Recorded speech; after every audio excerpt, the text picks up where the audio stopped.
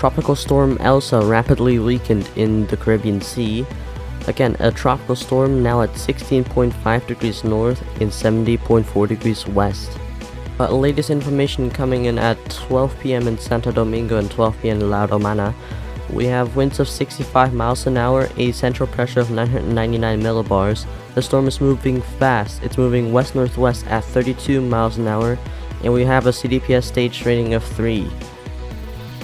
And as we break down the CDPS stage 3 for Le Cayes this evening, we have wind speeds moderate to significant on the moderate side. Storm size rapidly and low and moderate. Rainfall potential is moderate to significant, also on the moderate side, and over threat land is moderate. Stage 3 means that considerable damage is possible in Le Cayes this evening, which doesn't have to be underestimated by just being a stage 3. Well, tropical storm wind fields, as it is a tropical storm at 65 miles per hour, only extend up to 100 miles to the northwest and southeast, and 110 miles northeast and 30 miles to southwest.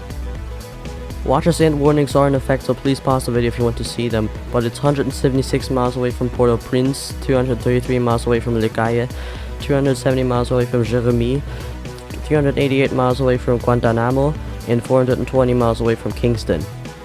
The maximum sustained winds are as followed. We are running with 65 miles an hour, which is tropical storm status, as well as AAT and recon at 60 miles an hour.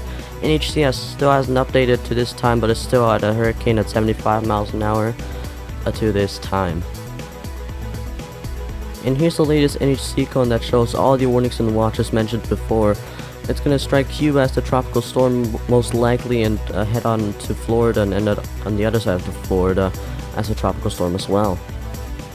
Well, here are the sea surface temperatures right around Elsa. It is super warm below the coast of Cuba as well as west of Hispaniola.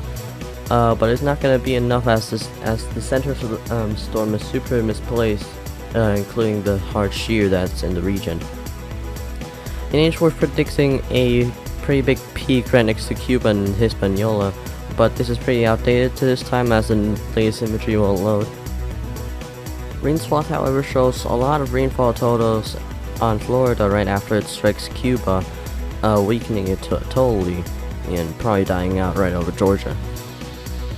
And the latest model runs from RAM, it's going to weaken significantly after its initial peak and dying out in the next 5 days.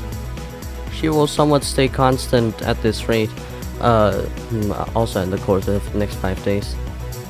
Sea surface temperatures, of course, as I said earlier, it will become super warm as it passes Cuba, even though that will not make that much of a deal as it will weaken due to land interaction from Haiti before.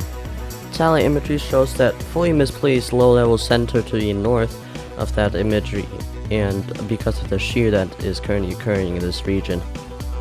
But always check out our 24/7 live stream to get more information on this storm, and we'll see you next time.